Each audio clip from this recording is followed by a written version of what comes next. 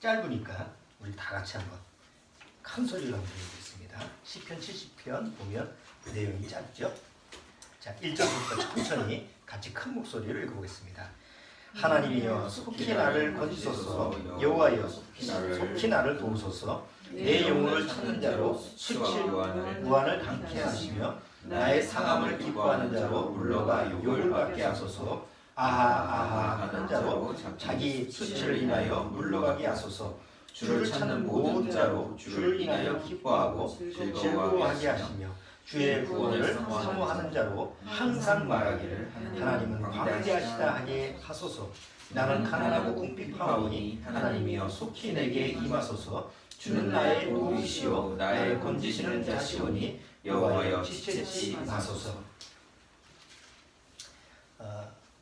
시편 70편 지금 전체적인 내용을 보시면 짧지만 굉장히 강한 메시지가 들어가 있죠. 여기 가로에 보면 시편 70편 여기 가로 그 해석된 부분을 보면 다윗의 기념케 하는 시, 영장으로 한 노래라고 하는 소제목이 붙었습니다.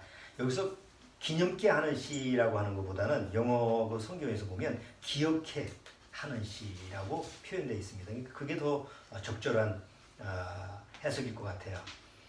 왜냐하면 다윗이 하나님 앞에서 지금 어떤 기억을 하고 있는가, 하나님에 대해서 무엇을 기억하고 있는가. 그렇죠. 우리가 세상 살아가면서 어떤 사람에 대해서 저 사람에 대해서 나쁜 기억을 가질 수도 있고 좋은 기억을 가질 수도 있죠. 그거에 따라서 그 사람과의 관계가 달라지는 거예요. 부모와 나와의 관계 속에서도 좋은 기억을 가지고 있는 것과 나쁜 기억을 가지고 있는 것이 그 관계에 큰 영향을 미치죠. 부부 관계도 마찬가지예요. 또 뭐 친구 사이나 뭐 형제 사이도 다 마찬가지죠. 그래서 어떤 기억을 가지고 있느냐에 따라서 그 상대방과 관계를 어떻게 유지하느냐, 이런 부분이 굉장히 중요한 포인트인데, 다윗은 하나님과의 관계 속에서 과연 무엇을 기억할까? 짧은 내용이지만 여기서 가장 중요한 점은 바로 하나님이 위대하시다, 광대하시다. 소인배라는 말 아시죠? 정치판에서 정치인들끼리 하는 그 내용 중에 선거철만 되면 아주 자기는 다 대인배야. 그리고 이제 상대방은 다 소인배야. 소인배라는 뜻이 뭘까요? 소인배. 작은 사람들의 한자로 하면 그냥 집단이죠. 국어사전에 보면 소인배라는 것은 마음 씀씀이가 좁고 간사한 무리. 보통 이제 국어사전에서 그런 해석이 나와 있어요. 그러면 제가 오늘 왜 그 시편 70편하고 연결을 시키냐면, 하나님을 믿는 사람이 우리나라에도 많잖아요. 전 세계도 기독교인이 많은데 실제로 보면 소인배 크리스찬이 너무 많아. 단적으로 표현하는. 우리가 지금 찬송가를 불렀지만 하나님은 크신 하나님, 크신 사랑, 하나님 앞에 작다라는 표현이 없어요. 비교급하면서도 하나님은 뭐 여러 부분은 작은데 요건 크다. 우리가 세상에서 그럴 수 있잖아요. 저 사람은 외모는 출출한데 키가 작네. 뭔가 좀 한쪽은 괜찮은데 한쪽은 좀 모자라는 이런 부분이, 불완전한 모습이 있는데, 하나님 앞에서는 하나님이 이렇게 위대하신데 요거는 너무 아닌데, 이런 게 하나님 앞에서는 있을 수가 없죠. 그래서 하나님이 위대하시다라고 하는 것은 100% 모든 면에서 위대하신 거예요. 문제는 내가 하나님을 믿는 사람으로서 그렇게 하나님을 믿느냐, 대다수 사람은 그렇지 않다는 거죠. 그래서 대다수 사람들이 하나님을 생각하는 부분이 너무 작아요. 크리스찬 중에서. 필리스 목사라고 하는 외국 목사님인데, 그 사람이 책을 하나 썼어요. 여러 책을 쓰는 글 쓰는 사람인데, 그 제목 중에 하나가 내 하나님은 너무 작다라는 글이 있어요. 이게 재밌는 글이에요. 네가 믿는 크리스찬인데 내가 믿는 하나님이 너무 작아도 너무 작아. 왜 이렇게 하나님이 작아? 네가 믿는 하나님. 원래 성경의 하나님은 너무 위대한데 왜 하나님을 믿는 사람들의 그 믿는 하나님은 그렇게 작을까? 그런 부분에 대해서 이렇게 저렇게 이제 설명을 했는데 그게 이제 서구식 표현이기 때문에 우리나라 사람들이 읽기에는 너무 조금 좀 거리감이 있는 것 같아요.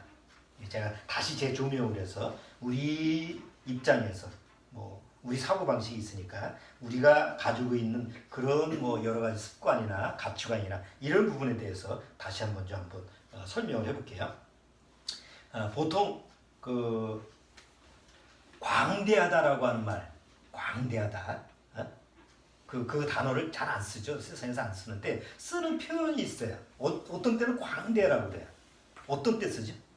어떤 사물에 대해서 할 때 광대하다라고 하는 그 수식어를 어디다가 씁니까? 주어는 어디에다가 광대라는 말은 할까? 아주 큰, 어마어마하게 큰 거를 광대라고 그래. 그러면 그런 너무 커서 너무너무 크다라고 하는 표현을 할 때 보통 우리가 사물, 이 지구상에, 이 세상에서 어떤 것을 그렇게 표현을 할 수 있을까? 너무 커서 표현할 수가 없어, 크기가. 그럴 때 어떤 대상을 가지고 저 들판? 하늘? 어떤 거를 광대하다고 해야 될까? 제일 넓고 크고 어마어마하게 우주? 그렇지, 맞아. 보통 광대한 우주라고 하죠. 왜 광대한 우주라고 합니까?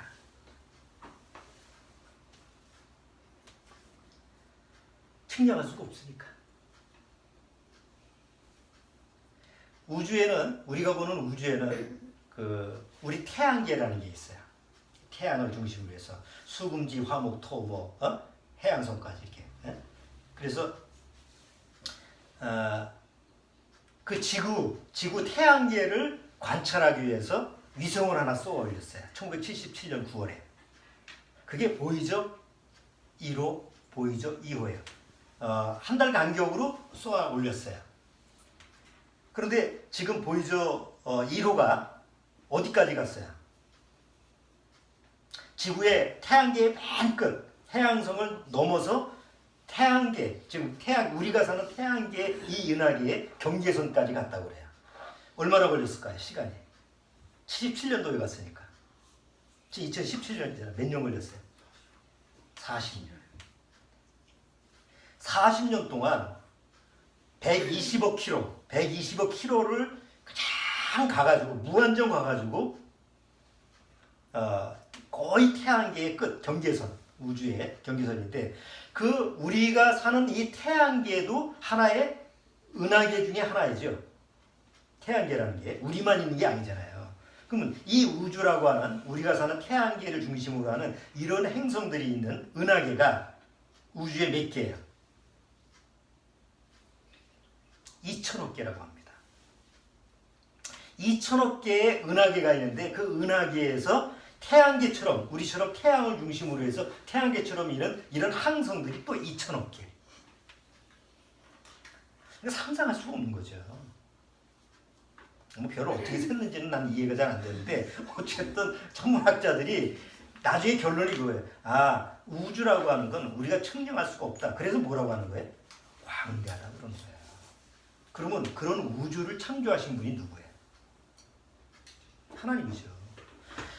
사람이 도대체 측량할 수가 없고 고작 40년 동안 그렇게 빠른 속도로 가가지고 120억 킬로미터나 가는 인간이 걸어가면 뭐 몇백 년 걸리는 그 거리를 갖다가 가도 태양계를 못 벗어나는 이 우주를, 그 우주에 또 우주를 창조하신 하나님이 얼마나 크시냐고요.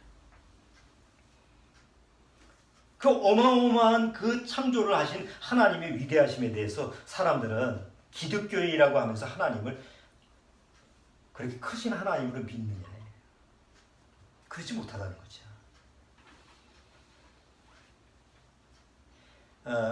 보이저 1호는 먼저 2호를 먼저 쐈어요. 그래서 이제 조금 있다가 1호를 쐈는데 왜 1호가 중요하냐면 1호 안에는 디스크가 하나 들어가 있어요. 지구의 모든 좀 특색 있는 거. 가다가 우주인이 잡으면 우리가 여기 지구라는 데에 살고 있다, 사람이 살고 있다라는 정보를 주는 디스크. 골든 디스크라고 하는 그걸 하나 거기다가 넣었어요. 거기 보면 여러 가지 세상에 피라미드, 에펠탑, 유명한 장소, 중국의 만리장성 이런 사진들. 그 다음에 아기 낳는 사진, 웃는 사진, 우는 사진, 색색 그 인종들. 그러니까 지구의 여러 가지 그 자료를 갖다가 그 디스크에다 넣어가지고 거기다 실어보는 거예요. 지금도 40년 동안 가고 있어. 누군가 보라고. 아직까지 연락이 없어. 누구 우주인이 와가지고 그것도 이거 왜 뭐가 돌아다녀 해가지고 거기서 그걸 꺼내본 우주인이 아무도 없어. 외계인이 없어. 여러분 그 보이저 1호가 앞으로 몇 년 동안 임무를 진행할 수 있을까요? 보이저 1호가 4만 년 동안 임무를 이행됩니다. 400년도 아니고 4만 년, 아니 기계 덩어리니까. 그리고 연료가 그 안에 자체적으로 회전할 수 있는 연료이기 때문에 영원히 거의 4만 년이라고 하면 우리 나이로 보면 영원한 거 아니에요. 그러니까 충돌을 하거나 이렇지 않은 이상은 없어지지 않는 거예요. 그리고 우주 밖에는 걸릴 게 없대요, 별로. 비어있는 공간이기 때문에. 그럼 한번 생각해 보세요. 그러니까 어마어마한 크기에, 어마어마하게 그 넓은 그 우주를 창조하신 하나님의 크기를 우리가 가늠할 수가 있는.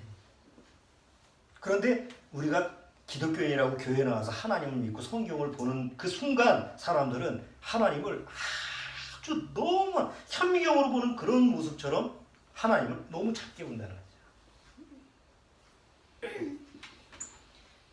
거죠. 예를 들면 이거예요. 알라후 아크바르라는 유명한 말이 있어요. 알라후 아크바르. 많이 외쳐요. 누가 외치냐면 테러범들이 외쳐요. 얼마 전에 뉴욕에 테러 났죠. 그 테러 용의자가 죽으면서 자폭하면서 뭐라고 하냐면 알라후 아크바르 그러고 죽었어. 그게 뭐냐면 신은 위대하다는 뜻이야. 알라는 위대하다는 거지. 그럼 한번 보세요. 폭탄을 터뜨려가지고 몇십 명, 몇백 명 죽이는 게 신이 위대한 거예요. 아니 상식적으로 한번 생각해 보세요. 사람 몇백 명 죽이는 게 그게 신의 위대함이냐. 9.11 테러 사건처럼 많은 사람이 죽었죠. 아주 사람들한테 충격이죠. 그러면 그런 충격적인 모습을 재현하는 게 그게 신은 위대하다라고 할 때 그게 신이냐. 얼마 전에 어떤 목사가 포항 지진 난 게 하나님이 그렇게 하신 거라며. 아파트 몇 채 넘어가고 금 가가지고 못 살게 하는 게 신이 하는 거예요? 그렇게 유치한 하나님? 지진 나가지고 몇백만 명 죽이는 거 그런 게 신의 위대함이냐. 근데 보통 사람들이 생각할 때, 우리가 생각할 때 하나님에 대한 존재를 그런 인식밖에 못하는 거예요. 그러나 정말 하나님 앞에 구원받은 사람은, 정말 구원받은 사람은 그런 시각에서 벗어나야 돼요. 그건 종교적인 시각이지. 정말 하나님 앞에 구원받은 사람은 크신 하나님이 얼마나 위대하시냐, 광대하시냐. 지금 다윗이 기억하고 있는 것처럼 하나님은 광대하시다. 그러니 날 좀 구원해 주소서. 하나님 나 좀 구원해 주세요. 아니 생각을 해보세요. 물에 빠졌는데 물에 빠진 사람이 나 좀 살려줘 그런데 저기서 구조대원이 있어요. 근데 속으로 그렇게 생각해요. 아이고 저런 모습 가지고 날 구할 수 있을까? 만약에 그렇게 생각을 한다면 말이 안 맞는 거 아니에요?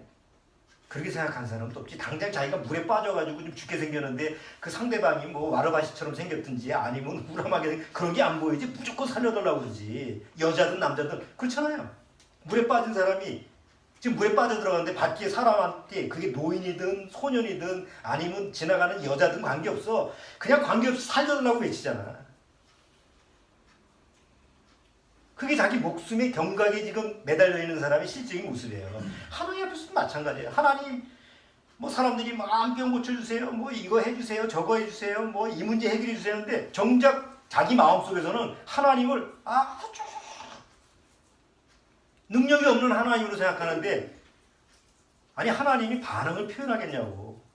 일단 하나님이 나를 구원하실 분이구나 라는 믿음이 있어야지 하나님이 도와주시지. 상식적으로 그거 아니에요? 내 마음속에서는 아이고 하나님도 나 같은 걸 도와줄 수 있어? 그런 능력이나 있어? 이렇게 생각하는 사람한테 어떻게 하나님의 도움이 가겠냐고. 말이 안 맞는 얘기거든요. 근데 보통 기독교인들이 생각할 때는 다 그래. 하나님이 지극히 작으면서도 자기 마음속에서는 지극히 아주 협소한 아주 작은 존재인데도 불구하고 그 작은 존재한테 자기 욕심, 정욕은 크게 해달라고 그러는 거예요. 이게 모순이죠. 자, 보통 소인배 크리스찬들이 어떻게 하나님을 믿는가 한번 예를 하나 들어볼게요. 대부분의 이 소인배 크리스찬들이 공통적으로 하나님을 믿을 때 어떻게 하나님을 믿느냐면 자기 뇌 속에서 하나님이 갇혀있는 걸로 생각을 해요. 쉽게 말해서 자기 생각 속에서 하나님이 계시는 걸로 착각을 해요. 그러니까 자기 생각의 범주에서 하나님을 벗어나지 못해요. 항상 자기 생각 안에 하나님은 내 생각에 이런 분이야. 쉽게 말하면 내 생각에 하나님이 네모 같아. 그러면 항상 하나님을 바라보면 네모로 보이는 거예요. 하나님이 삼각형이야. 그러면 하나님이 삼각형으로 보이는 거예요. 거기를 못 벗어나.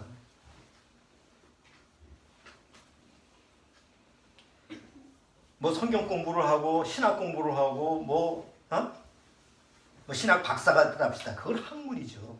내가 배워서 하나님을 아는 거는 절대 하나님을 아는 게 아니에요.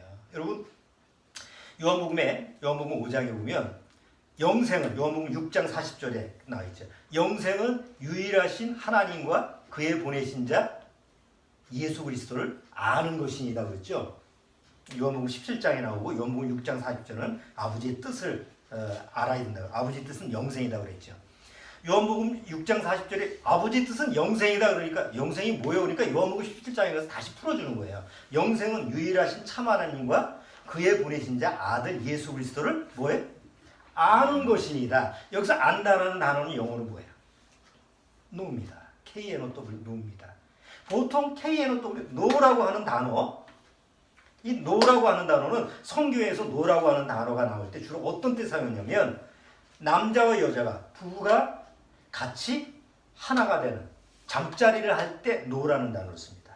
그래서 그 구약에 봐도 알지 못하더라, 그녀를 알더라, 밤에 그러니까 야곱이 라헬 잠자리를 할 때 우리 표현에서는 부부간에 침실에서 잠자리한다 이렇게 표현을 하겠지만 성경에서는 안다라는 단어를 쓰는 거예요. 그러니까 노라는 단어는 성경에서 무슨 표현이냐면 부부지간에 남자와 여자가 서로 결합해서 하나가 되는 걸 얘기하는 게 안다예요. 그럼 영생은 안다라는 뜻이 하나님과 나하고 뭐가 된다는 거예요. 하나님은 하늘에 계시고 나는 이 땅에 있어서 하나님은 하늘에 계신 분이야. 천지창조하신 분이야. 하나님은 구원의 하나님이야. 아들을 보내신 분이야. 그거를 아는 게 영생이 아니고 영생은 하나님과 나하고 하나가 되어 있으니까 부부지간에 하나 연합되는 것처럼 하나가 되어야 돼. 그럼 적어도 부부가 남녀가 하나가 될 때 부끄러움이 있어요? 없어요? 없습니다. 왜? 서로 부끄러움을 가질 수가 없지. 하나님과 나와 관계 속에서도 부끄러움이 없는 하나가 되어야 되는 거예요. 모든 것을 노출시키고 모든 것이 포용되고 모든 것이 걸림돌이 없는 그런 혼연일체가 되는 것이 바로 안다라는 단어인데 여러분 자기 뇌 속에서 내 생각 속에서 하나님이 계시다라고 생각하는 사람은 항상 하나님이 나하고 하나가 안 돼 있어요. 항상 하나님은 멀리 계세요. 그냥 하늘에 계시고 교회에 계시고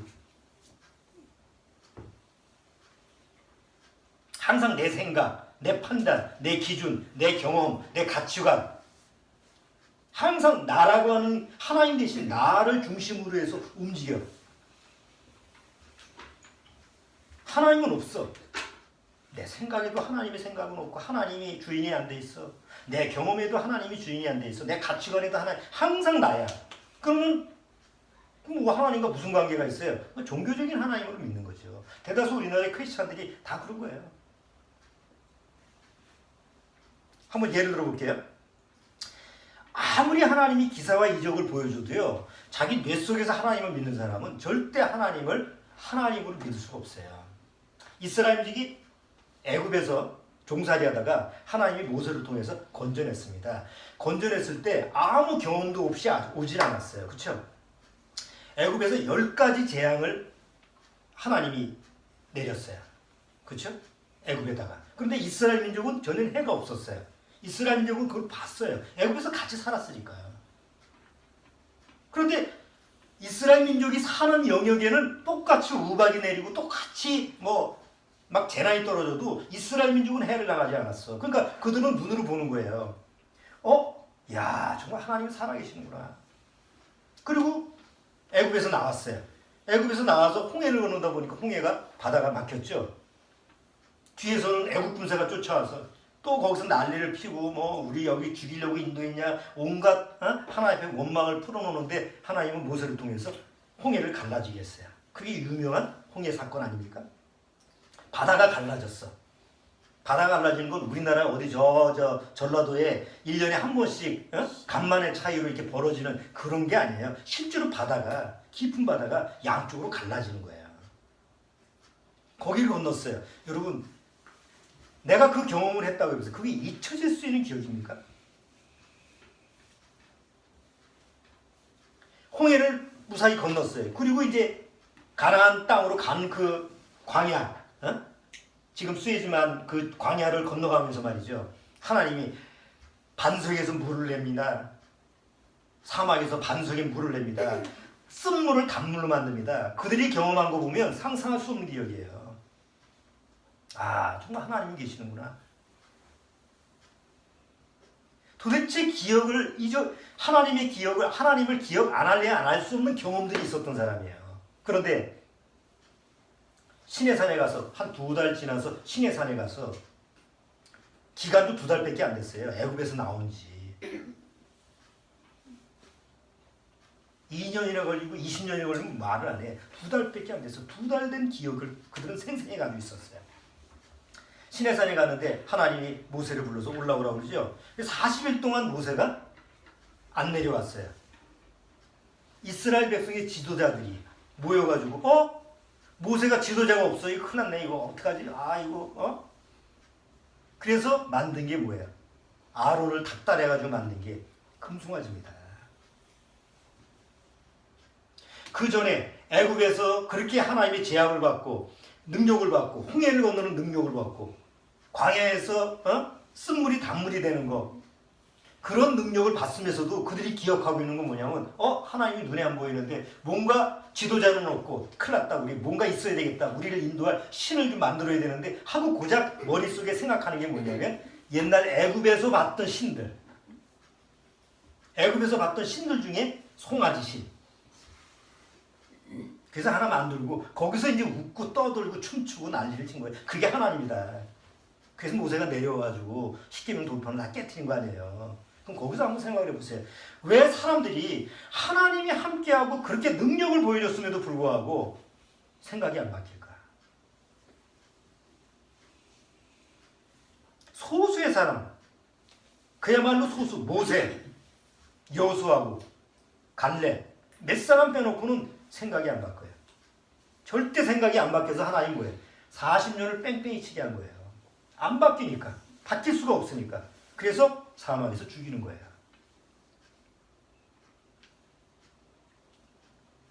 여러분, 내가 하나님을 믿는다고 해서 내 생각이 바뀌는 게 아니에요. 그렇죠? 내가 마음속에서 품고 있는 마음을 바꿔지는 것은 그건 불가항력적인 거예요.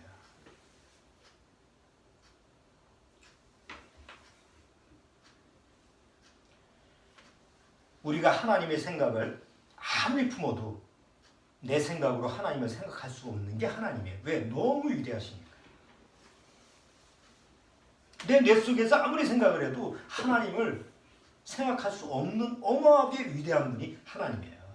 그래서 성경에는 인간의 생각으로 우리의 생각으로 하나님을 알 수가 없다고 해놨어요.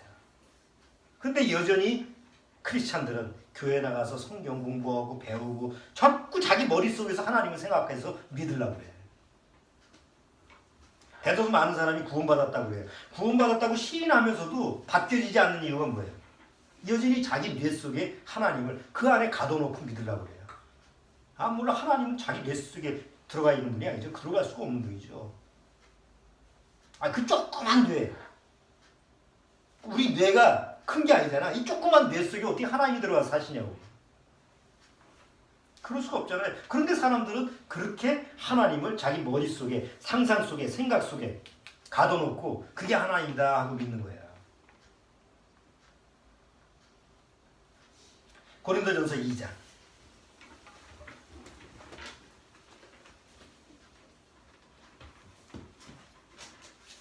자, 고린도전서 2장.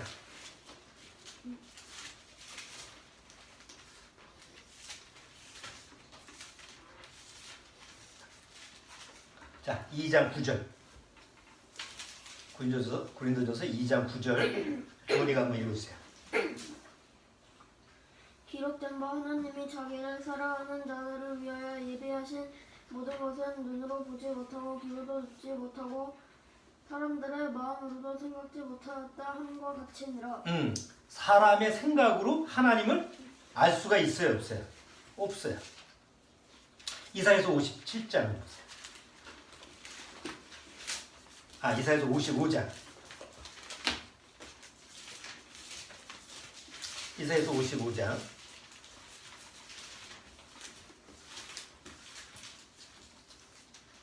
자, 55장 잘 한번 보세요. 6절 우리가 많이 봤던 거예요. 이사야서 55장 6절부터 또 읽었어요. 너희는 여호와를 만날 만한 때에 저들아 가까이 계실 때에 그를 물으라. 악인은 그 길을 불의한 자는 그 생각을 버리고 여호와께로 돌아오라. 됐어. 거기까지. 뭘 버리고 오라고 그래요?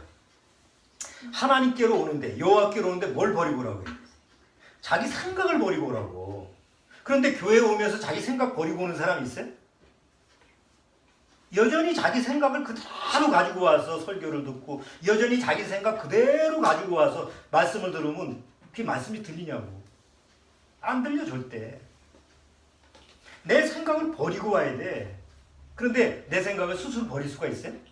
없어요. 그거는 하나님의 능력 아니고서는 내 생각이 버려지는 게 아니에요.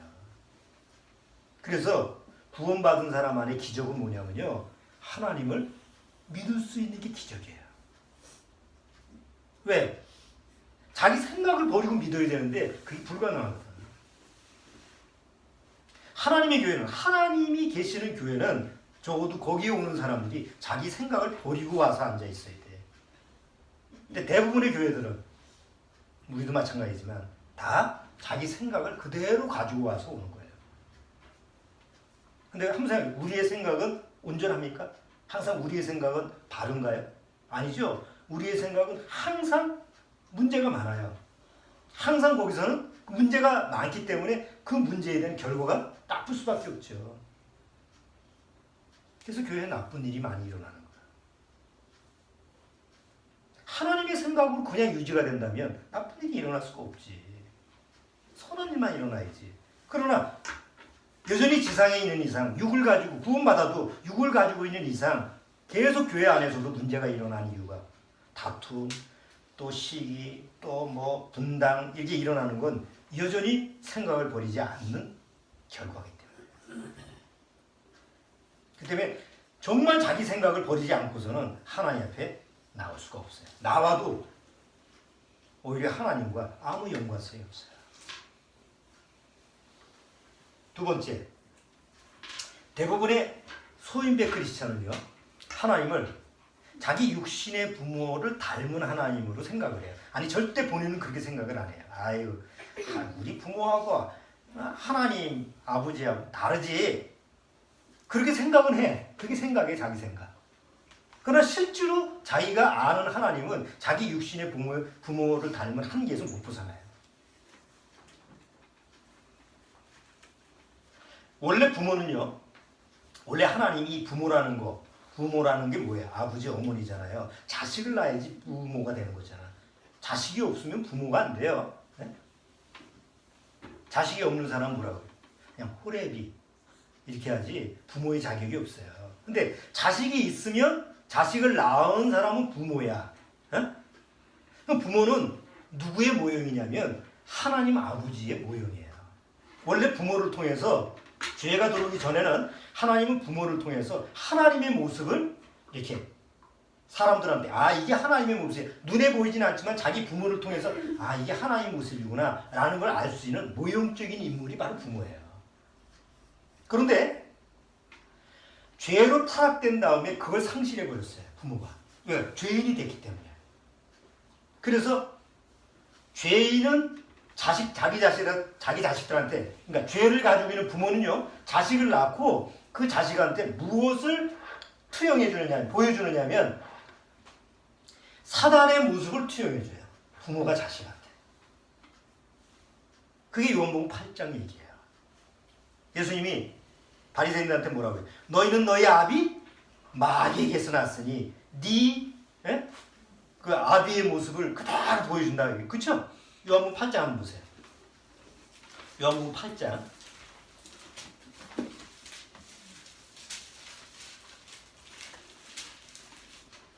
요한복음 8장 44절 보세요.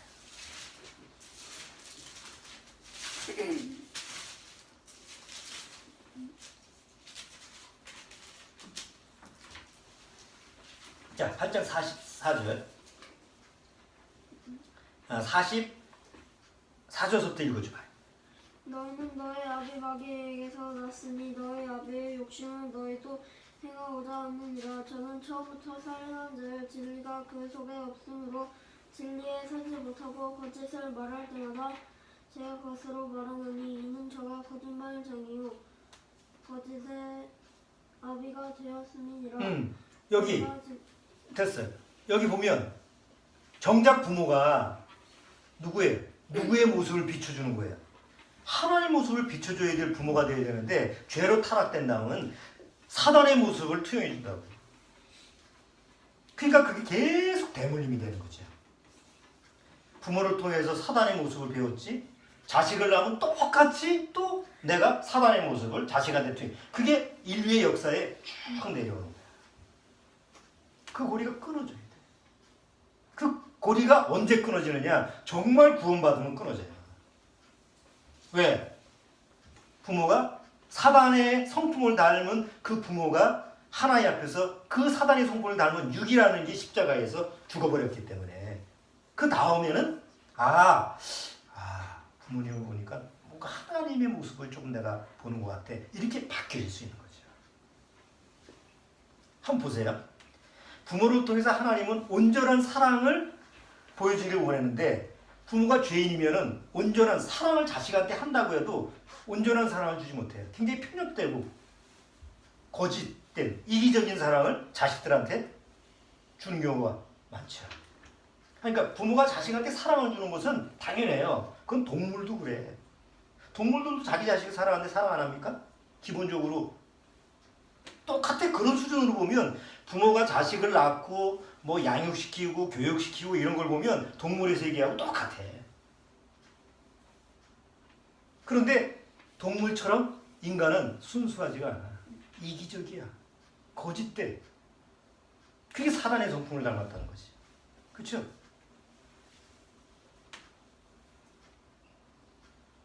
동물은 자기 자식한테 목줄 이게 굴며가지고 개 목걸이를 죽이질 않아. 그렇죠? 맹수는 자기 자식을 엄하게 키우기 위해서 약한 놈은 아예 죽게 만드는 냉혹함도 있지만 살릴 놈은 아주 목숨 걸고 살려요. 씨를 남기게 되니까. 종족 보존의 법칙에 의해서. 인간은 부모라고 하면서도 자식을 버리는 건 아주 우습게 여기죠. 왜 그래? 사단의 성품을 닮아서. 마음에 거리낌이 없어. 동물보다 못한 거지.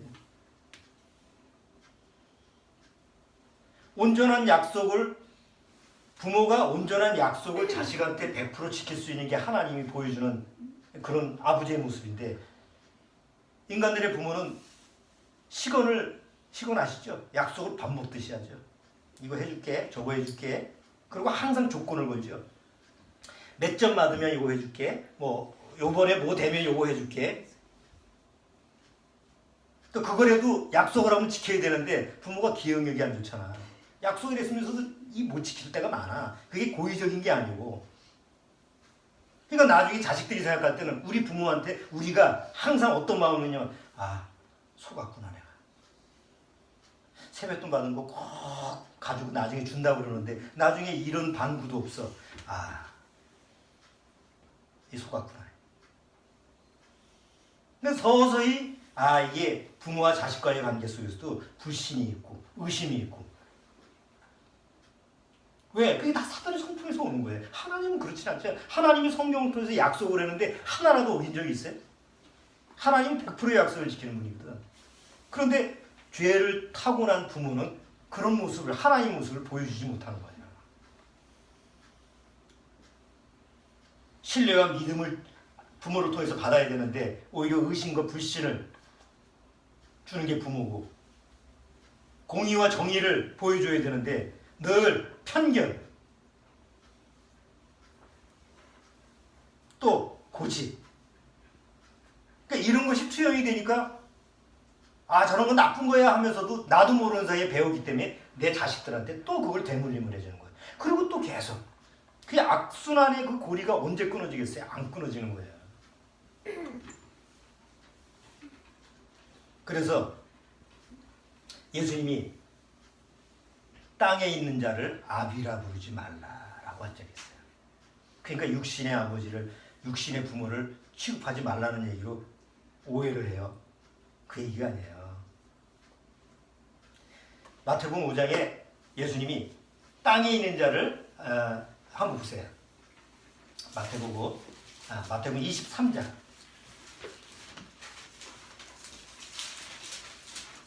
마태복음 23장.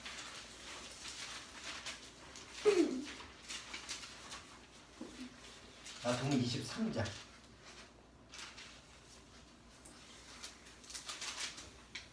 9절. 자, 마태복음 23장 9절. 거기 읽어줘봐요. 땅에 있는 자를 아비라 하지 말라. 너의 아버지는 하나이시니 그 하늘에 계신 자신이라. 됐어요. 여기 땅에 있는 자를 뭐라고요? 아비라 부르지 말라는 건 육신의 부모를 얘기하는 게 아니에요. 이 앞에 대사가 뭐예요? 서기관과 바리새인들, 종교 지도자를 얘기하거든. 여러분 성당에 가면 그 신부님을 뭐라고 그래? 파더라고 그러죠. 파더가 뭐예요? 교황, 파더라고 그러잖아요. 아버지잖아. 그러니까 그 당시 이 장로들, 이 유대인 지도자들을 아버지라고 불렀거든. 그러니까 땅에 있는 지도자, 너희들을 이끌어가는 그런 종교 지도자들을 아버지라고 부르지 마라. 아까 요한복음 8장 44절도 그 얘기예요. 너희 아비는 마귀야.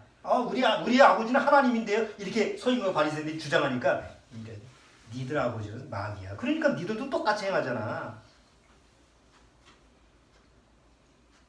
여러분 한번 보세요. 적어도 내가 자식을 낳은 부모라고 한다면 부모라는 그 자격이 있어야 되는데 그 부모의 자격은 자식을 먹이고 입히고 학교 보내는 그런 거 아니에요. 그거는 자격이 아니야. 그거는 당연히 하는 거지. 동물들도 하는 거야.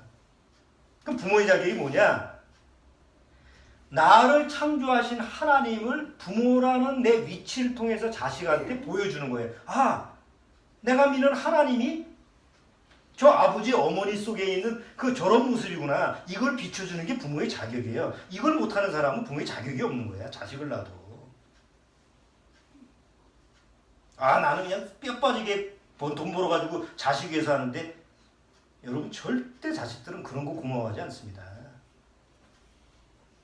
아무리 부모가 자식한테 잘해준다고 해도 자식들은 항상 어떻게 생각하냐면 당연하다고 생각하지 고맙게 생각하는 게 아니에요.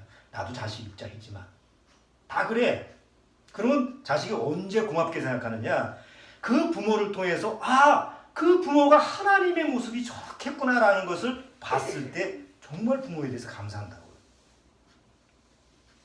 그런 모습을 못 보여주면 자식은 부모를 불쌍하게 얘기해요. 나를 낳아줬지만 너무 불쌍하다. 불쌍한 그 하나밖에 안 보여. 왜? 하나님의 모습이 안 보이니까. 여러분 하나님이 없는 존재가 얼마나 불쌍해. 그 안에 하나님이 없는 사람이 얼마나 불쌍하게 보여요. 그러니까 자식 입장에서 봤을 때도 너무 딱해 부모가.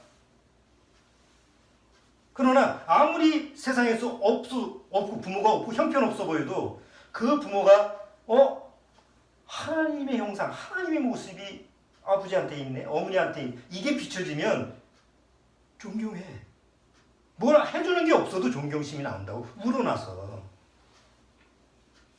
그걸 몰라. 아유. 그게 다 사단의 손품을 받았기 때문에 그 원리를 모르는 거예요. 그냥 눈앞에 닥친 거 그냥. 그냥 눈앞에 닥친 현실만 보면 그건 동물의 세계라니까. 텔레비전에 나오잖아. 동물의 세계. 짝짓기하고 먹을 거 구하고 그것 때문에 수고하고. 그게 어떻게 인간의 삶이요? 동물의 삶이지.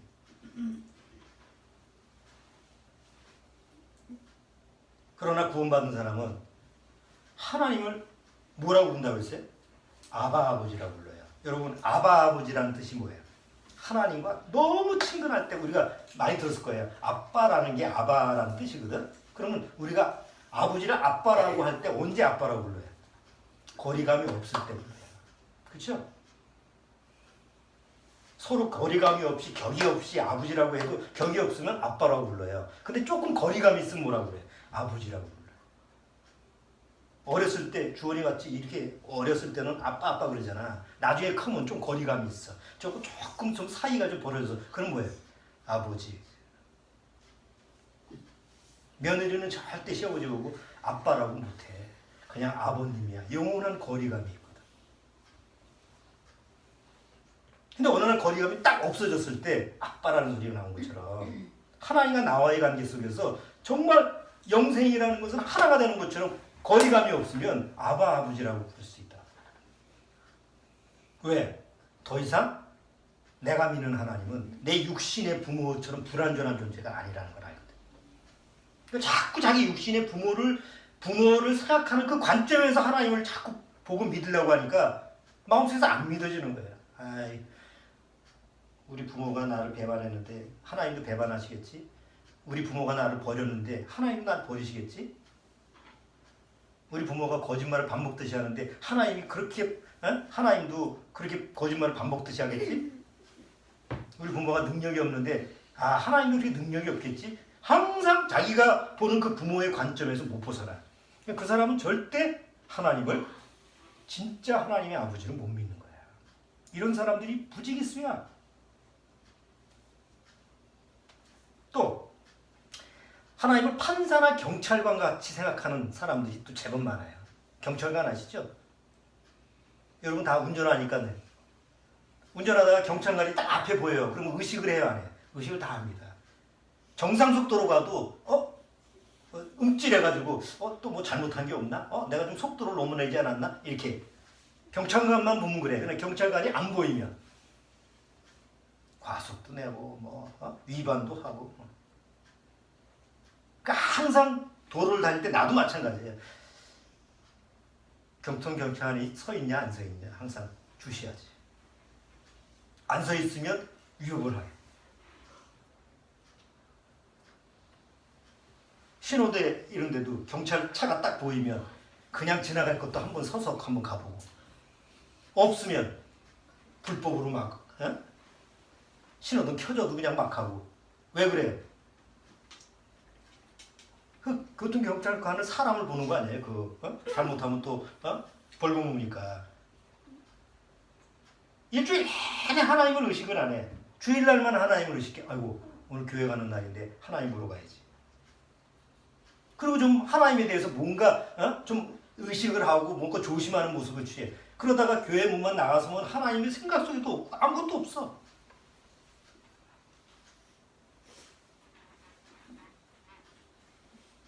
그 내 멋대로 살다가 어떻게 지나가다가 자기 교회 나가는 교인을 만났어. 아이고 술 한잔 먹고 있는데 앞집에 집사님이 들어오고 뭐 다 똑같아.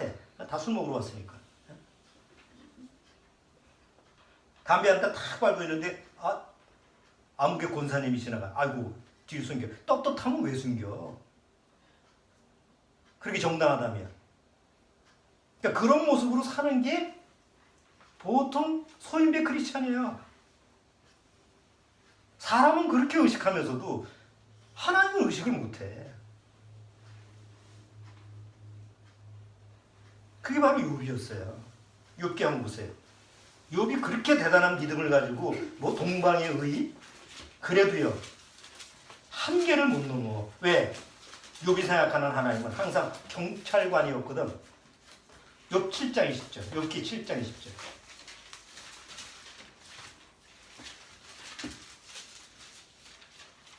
욥기 7장 20절.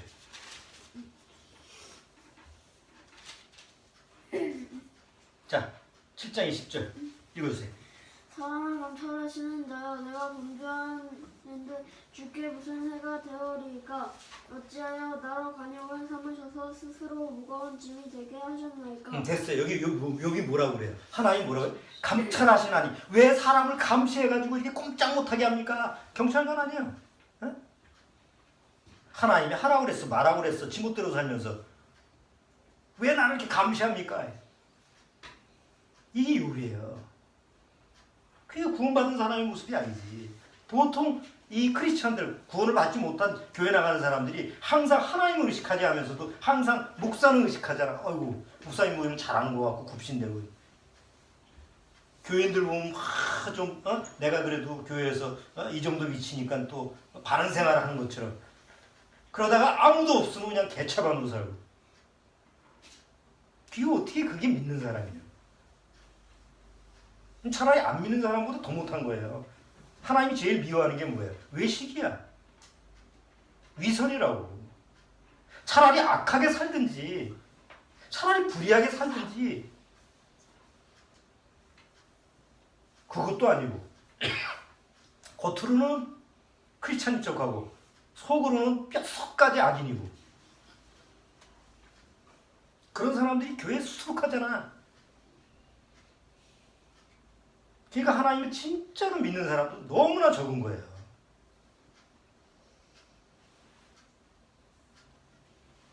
네 번째는요. 하나님을 현실 도피처로 생각해요. 제가 노산훈련소로 갔는데 그때는 이제 교회 열심히 다녔을 때니까 이 훈련소 가면 그 쉬는 시간이 없잖아요. 쉬는 시간이 정해져 있어도 그냥 훈련 받는 시간에는 쉬게 하지 않아. 그러니까 예를 들어서 토요일 날 일과 끝나고 뭐 12시까지 해서 일과 끝났다. 오후 수업은 자유시간이라고 하는데 계속 뭐 일 시키고 어디 사역시켜요. 그래서 일요일 날 같은 때도 그냥 쉬지는 못해. 훈련병 시절에는. 그러니까 어디 사역을 가는데 거기 논산훈련소 가면 이제 인원을 딱딱 나눠서 어디 사역장 아니면 취사장 이게 다 일시키는 거예요. 그러니까 딴 생각하지 못하게 하는 거지. 근데 가장 일요일날 쉬는 날에 그런 사역을 나가면 힘들잖아요. 뭐 맨날 무쓸고 또 어디 가서 청소하고 쉬운 일이 아니거든. 그러니까 가장 그 현실에서 도피할 수 있는 장소가 종교 행사야. 그래서 일요일 아침에 딱 일과 밥 먹고 나서 한 8시쯤 되면 오늘 종교 행사 참석할 사람 그럼 받아요. 뭐 기독교, 불교 이렇게 기본적으로 기독교, 불교, 천주교 세 종교가 있죠. 그럼 처음에는 잘 머뭇거리고서 안 나가. 그러다가 사역을 한번 갔다 온 그 다음 주서부터는 줄을 서요. 쫙. 그럼 가면 뭐 빵도 주고 우유도 주고 다 그러잖아. 근데 훈련병 시절에는 그게 얼마나 귀해. 그러니까 가서 먹을 것도 주고 적어도 한 2시간 동안은 앉아서 잘 수가 있거든. 쉴 수가 있거든. 현실을 비춰서 딱 좋아 그게. 그게 나는 어차피 교회 나갔던 사람이니까 그 당시에는 오늘 안 받았어도 정말 훈련소 시절에 마음이 공헌하니까 교회 나가고 싶었어요. 쫙 줄을 섰는데 교회 나가는 사람이 너무 많으니까 자르더라고. 사도신경을 외우라고. 근데 그때는 주기도문을 외웠는데 내가 사도신경을 못 외웠어. 그래서 주기도문 사도신경까지 외우는 놈들만 교회 갔어. 그러고 나는 이제 또 가서 취사장 가서 무 썰고 잡일하고. 그런 식으로 하나님을 현실 도피처로 생각하는 사람들이 부지기 있어요. 그냥 자기 필요에 맞춰서 그냥 요새 슬기로운 감방 생활이라는 게 나오더라고요. 거기 보면 재미있는 장면이 나오는데 종교 행사가 나와요. 종교 행사 다 그럼 다 죄수들이 모여가지고 거기서 이제 목사님이 앞에서 설교를 하고 앞에 나와서 뭐 노래하는 찬양대도 있고 그런 거 뒤에서 막 박수 치면서 노래 부르죠. 그런데 거기서 재미있는 그 묘사가 나오는데 박수 치면서 종교 행사에 참석하면서 온갖 악한 짓은 다 벌려 거기서. 뭐 누가 칼 구해달라면 그 행사에서 칼 전해주고, 뭐 모의를 하면 그 안에서 하고.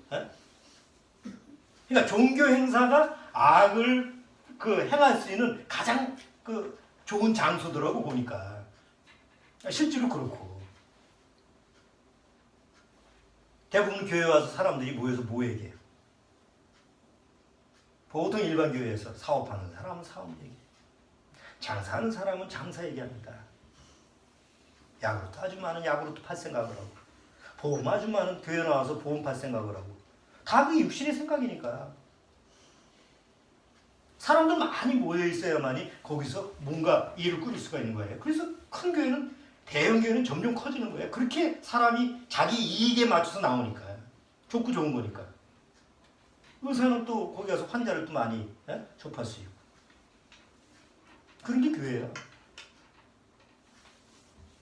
소인배들이 모이는 교회. 그야말로 자기 이익을 위해서 간사하게 모이는 집단. 그런 교회는 하나님이 계실 수가 없죠.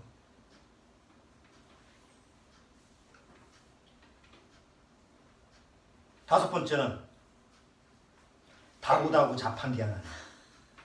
잠언서 3장에 보면 거머리에게는 두 딸이 있어 다고다고 하네. 다고다고는 뭐예요? 달라달라래요. 거머리 알죠? 얘네들은 모를 거예요. 거머리가. 딱 달라붙으면 절대 안 떨어져. 그 손으로 떼면 살점까지 떨어질 수 있어. 옛말에 내과 가서 놀 때는 거머리가 막 달라붙잖아. 근데 거머리에 두 딸이 있어. 그 아주 찰떡같이 달라붙은 그 거머리에 딸이 둘이 있어. 그리고 맨날 다고다고 달라달라해. 잠언서 30장 얘기예요. 그게 소인배 크리스찬들의 모습이에요.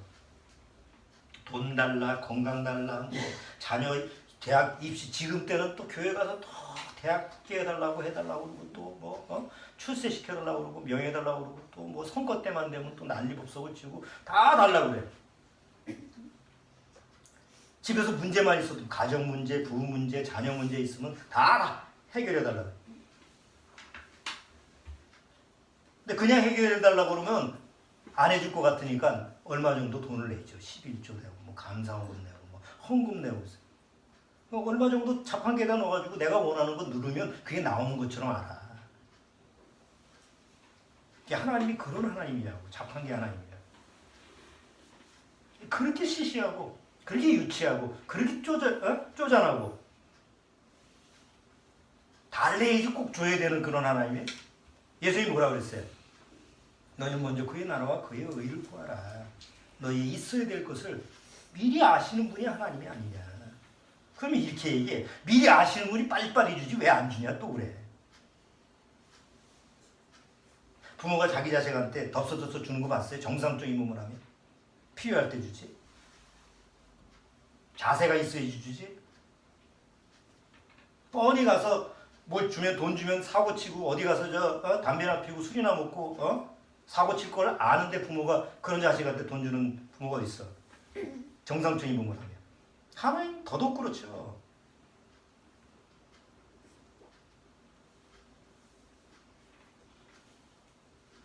예수님이 뭐라고 했어요? 썩을 양식을 위해서 일하지 말고 썩지 않는 양식을 위해서 일하라고 그랬어요. 제자들한테. 그 얘기는 다른 말로 뭐죠? 썩을 걸 좀 구하지 말라. 여러분 집에서 주원이가 학교 오기 전에 엄마가 막 신선한 과일 맛있는 거 다 준비해서 오면 맛있게 피자 이렇게 줘야지 이렇게 싹 준비했어. 맛있게 준비했어. 근데 주원이가 와가지고 맛있는 상이 딱 벌어져 있는데 부패하고 상한 거 달래. 썩은 거 달래. 뭐 그럴 리가 없지만 상식적으로 생각해 보세요. 그 멀쩡하게 신선하고 좋은 음식을 차려놓고 그거 먹으라고 그러는데 애가 나 이거 주지 말고요. 며칠 전에 그 썩고 냄새 나는 거 주세요. 부패한 거 주세요. 벌레 먹은 거 주세요. 이렇게 얘기하면 어딜 데려가야 돼요? 신경정신과를 데려가야지. 하나님 앞에서 하나님은 신령한 하늘에 속한 모든 좋은 것을 주시겠다고 했는데도 불구하고 여전히 사람들은 썩을 것을 구해. 비정상 아니에요? 오히려 비정상이 정상인 것처럼 된 게 세상 기독교예요. 썩을 걸 구하지 말고 썩을 걸 위해서 일하지 말. 성경에 보면 썩을 걸 구하지 말라는 게 썩을이 단어가 많이 나와. 베드로도 우리가 이루어지는 것은 썩을 씨가 아니라 썩지 않을 씨로 된 것이고 뭐. 그런데도 여전히 하나님 앞에서는 썩을 걸 구하는 그런 크리스찬이 누구라고? 소인배 크리스찬. 마지막으로 항상 하나님만 생각하면 실망스러워. 그런 크리스찬들이 내가 보기에는 99.9%예요. 하나님 믿는데도 항상 하나님에 대해서 실망스러워. 왜 그럴까요? 왜 우리는 부모에 대해서 실망을 하고 자식에 대해서 실망을 하고 왜 친구에 대해서 남편에 대해서 아내에 대해서 실망할 수밖에 없죠. 왜 실망을 하죠? 헛된 기대를 했기 때문에 실망을 하는 거예요. 큰 기대를 했기 때문에 실망하는 거 아니에요? 그런데 하나님 앞에 동일하게 그런 마음 상태, 죄인들은 절대 만족시킬 수 없다라는 데도 불구하고 헛된 기대를 하기 때문에 실망을 하는데 하나님 앞에 동일하게 하나님에 대해서 실망을 해. 왜? 하나님 앞에 헛된 기대를 하니까. 2000년 전에 한번 돌아가 봅시다. 2000년 전에 예수님이요. 십자가에 죽으실 때 모든 사람이 실망을 했어요. 제자들도 실망을 했어요. 그렇죠? 예수님 십자가에서 못 박혀 막 죽어가는 모습을 보면서 막 박수치는 사람 아무도 없었죠. 아우 예수님이 죽었어 이거 어떡하나? 어? 몇몇 여인네들 그 마리아 어머니 마리아서부터 몇몇 그 당시 예수님을 추종했던 사람들 아고 이제 예수님이 부활하구나 이렇게 생각하는 사람이 없었어요. 다 아우 불쌍해서 어떡하나 아들 불쌍해서 어떡하나 아우 예수님 불쌍해서 어떡하나 제자들은 가까이 있지 못하고 멀찍이 아이고 우리 스승이 저거 죽어서 어떡하나 이거 우리는 이제 어떡하지? 지들 걱정밖에 안 했어요. 그리고 예수님이 죽고 부활하셨죠. 그런데 그거를 모르는 제자들은 옹기종기 모여가지고 언제나 우리가 죽을 거 이거 잡혀 죽으면 끝장인데 이 우리 보스는 죽었고 이 우리 믿었던 보스는 우리를 놔두고 죽어버렸고 그게 두렵고 다 실망했어.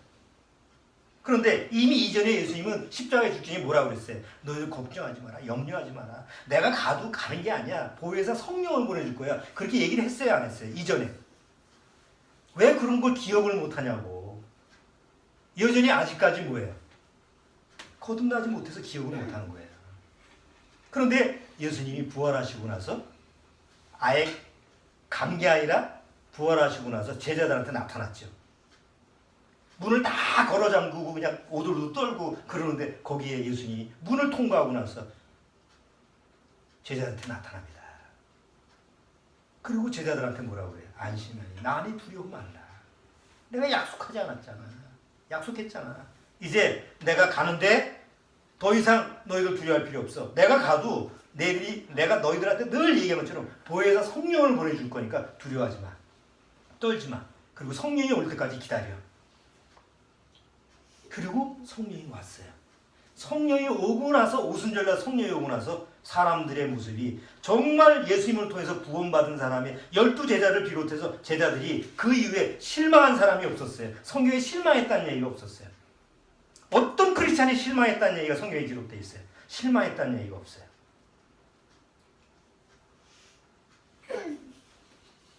이게 진짜 크리스찬입니다. 나 구원받고 나서도 실망스러워. 이 사람은 아직도 하나님에 대해서 아주 작은 하나님을 믿는 거야. 난 세상이 실망스러워. 당연하지 세상은 실망케 하는 건데. 그런데 세상에서 실망스럽다고 하나님도 실망스럽게 생각하는 사람은 하나님을 믿는 사람이 아니죠.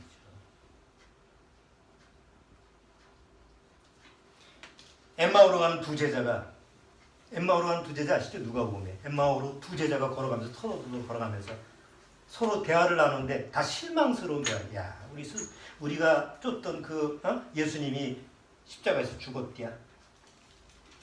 어떻게 됐는데 몰라. 이제 우리는 어떻게 될까 몰라. 묻지만 그냥 가자. 아우씨. 우리 살 길 찾아야지. 터벌터벌 그냥 엠마오로 가고 있었어요. 그때 갑자기 옆에서 어떤 한 사람이 그들한테 나타났죠. 예수님, 부활하신 예수님이에요. 그들은 알아보지를 못했어요.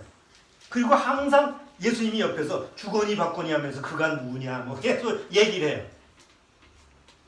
나중에 예수님이 그 두 제자의 눈을 뜨게 해요. 아, 주시다! 놀랄 일 아니에요. 실망했는데 예수님이 찾아와서 놀랐어요. 그리고 마음이 뭐예요? 누가 보면 마음에 막 불이 났어요. 성령의 불이 났어요. 그게 기쁨이에요. 여러분, 하나님은 절대 실망시키는 분이 아니에요. 실망했다 하더라도 세상에서 실망하고 사람한테 실망하고 부모한테 실망하고 자식한테 누구한테 실망했다 하더라도 하나님은 그 실망을 기쁨으로 바꿔주는 분이에요. 그런데 그렇게 실망을 기쁨으로 바꿔주려면 그 사람 마음의 자세가 하나님으로 본 관점이 바뀌어야 된다고. 여전히 하나님을 작은 하나님, 아주 현미경으로 봐야만이 보이는 그런 하나님으로 본다면 절대 그 사람한테는 하나님의 역사가 일어나질 않아요. 아, 하나님은 정말 광대하시구나. 크신 하나님이구나. 이렇게 내 시야가 하나님 편에서 확 열려야 돼. 그래야지 하나님이 내 안에서 역사를 한다고. 그래야만이 나머지 문제가 처리가 된다고. 가장 내 육의 생각 속에서, 내 육이라고 하는 고정관념 속에서 그냥 지지고 볶고 그 안에서 해봐야 아무 해답이 없어. 결국은 죽는 거 말고는 없어. 그게 해답이에요. 여러분, 하나님은 인색한 하나님이 아니잖아. 암병이나 고쳐주고, 대학교 합격이나 시켜주고, 승진시켜주고, 예? 뭐 대통령 시켜주고. 아니, 그렇게 인색해. 그 정도밖에 못해? 그런 인색한 하나님이 아니에요. 고작 하나님이 결혼식 주례 때나 나타나서 축하해주고, 장례식 때 나타나서 죽은 사람 축복해주고, 집들이 할 때 또 나타나가지고 이 집에 축복이 있을지어다. 그래, 인간의 경조사에 필요한 그 하나님이 그 찌질한 그런 하나님이 하나님이냐고. 세상 신하고 비슷해가지고 세상 신이 하는 그 정도 수준밖에 안 되는 그런 신이, 그런 초라한 신이 하나님이, 우리가 믿는 하나님이 헌금 11조 또 막 되지도 않은 돈 내가지고 하나님 뭐 이 정도 내가 하나님 앞에 했으니까 나의 소원 좀 들어달라고, 이 자판기 하나님이냐고. 그런 아주 정말 초라하고 옹색하고 말이죠. 지금 하나님 편에서 봤을 때는 너무 유치찬란해. 그런 하나님을 믿는 사람들이 부지기수예요. 그것도 아주 자랑스럽게 하나님을 아주 대단하게 믿는 것처럼. 아닙니다. 하나님은 그런 하나님이 아닙니다. 적어도 성경에서 하나님은 위대하신, 크신 하나님이에요. 여러분, 크신 하나님을 믿는 사람은요, 작은 자예요, 큰 자예요. 정말 내가 하나님을 너무 광대하신 하나님으로 믿는 하나님의 자녀라고 한다면 나는 작은 사람이에요, 큰 사람이에요. 크신 하나님을 믿는 하나님의 자녀는 큰 사람입니다. 큰 자녀입니다. 예수님이 세례 요한복음 뭐라고 하셨어요? 한번 보시죠.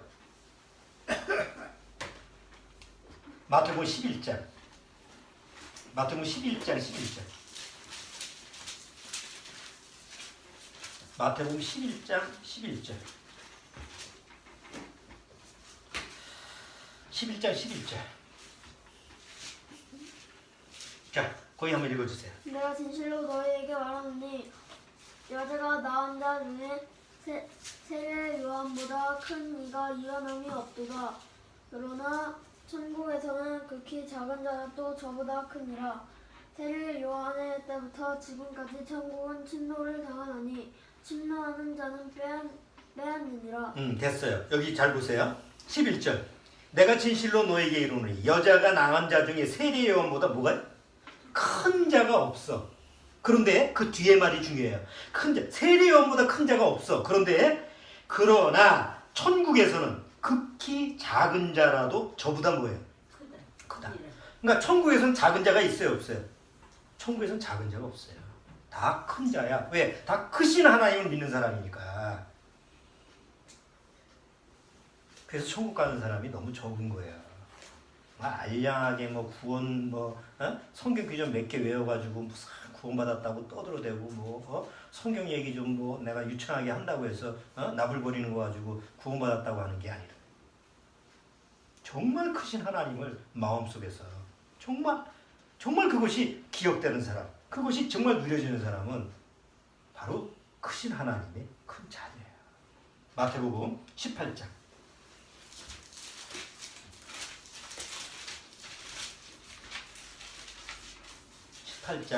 2절 1절 2절 거기 한번 읽으세요.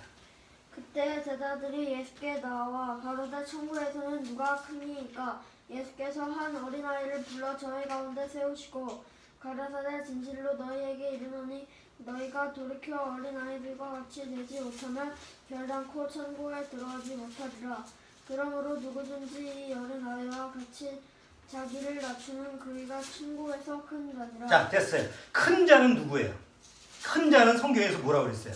자기를 높이는 자예요, 낮추는 자예요? 자기를 낮추는 자예요. 어디까지 낮추는 거예요? 십자가의 예수님과 함께 죽을 때까지, 죽는 것까지 낮춰야만이 큰 자가 될 수 있어요.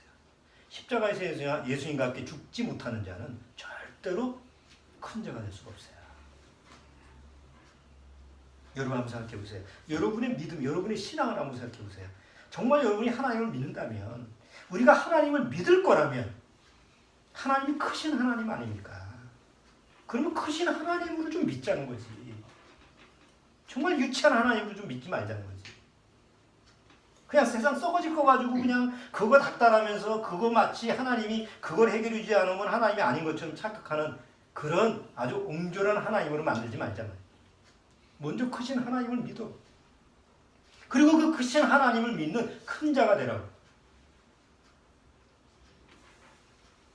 그럼 자기가 무너져야 돼요. 자기 생각, 자기 경험, 자기 고정관념, 자기 가치관, 자기 고집, 자기 가집, 아집. 그냥 십자가에서 놓으면 되는 거 아니에요. 입으로만 나 다 났어 그러지 말고 진짜 하나님 앞에서 다 놓는 거예요.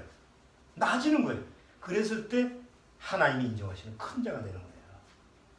세상에 감당할 수 없을 정도가 큰 자예요. 이러면 세상에 두려울 것이 없어요.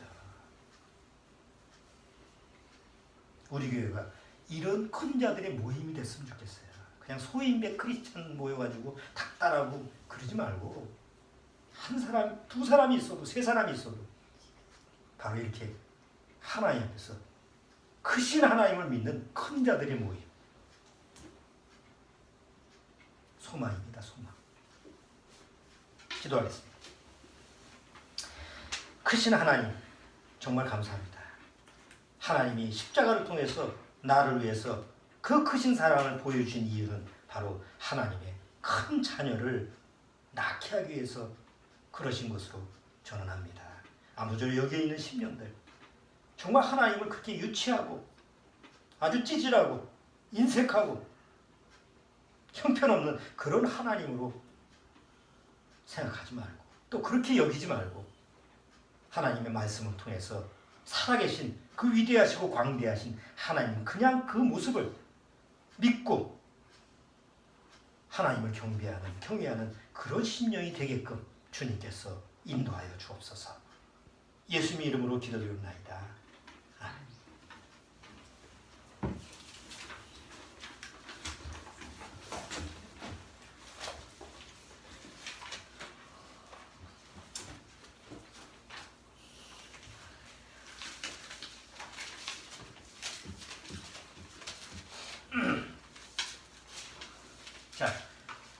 아까 그 크신 사람이 제 404장. 그 크신 하나님의 사랑. 여기 정말 하나님의 크신 사랑은 하나님이 크시기 때문에 그런 거예요. 너무 측량할 수가 없죠. 404장 같이 찬송하겠습니다.